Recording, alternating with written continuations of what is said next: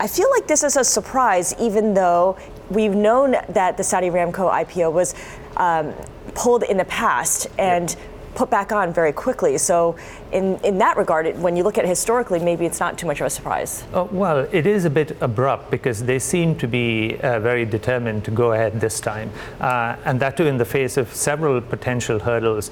Oil prices have been weak anyway. The health of the global economy has been sort of suspect. And also last month they had the huge attack on their oil facilities. But that, there was no indication that the IPO was affected. So this is a bit of an abrupt move and definitely puts their November listing in jeopardy. They're ostensibly blaming the fact that it's a bit too close to their earnings in some way, and so pushing it back by the tune of a week or so. I mean, how long do we think this could be delayed? We aren't sure yet. We haven't heard why exactly they're delaying it.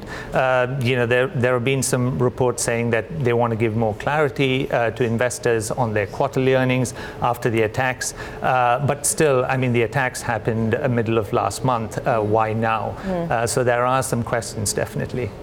Now, in terms of details on an IPO, we hadn't gotten to the point where we really knew the numbers involved yet, but there are some whispers, and we know $3 trillion was a number that the kingdom was looking at very carefully. Yep. What have you heard on that front? Is that reasonable? Yeah, we haven't heard officially any numbers. What we had heard was that they're going to sell about 2% of the company to raise about $40 billion at a valuation of $2 trillion. Okay. Now, that number, there has been some skepticism over whether the company is actually worth that much, especially in this environment.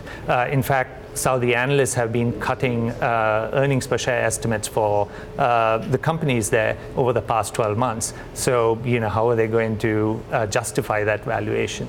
So we'll have to wait and watch.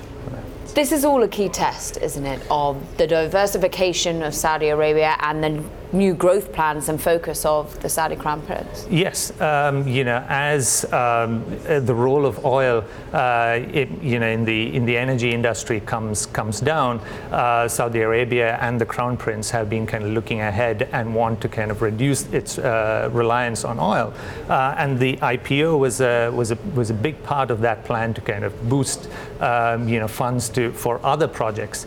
So it was really a test of the Crown Prince's plan, for the future.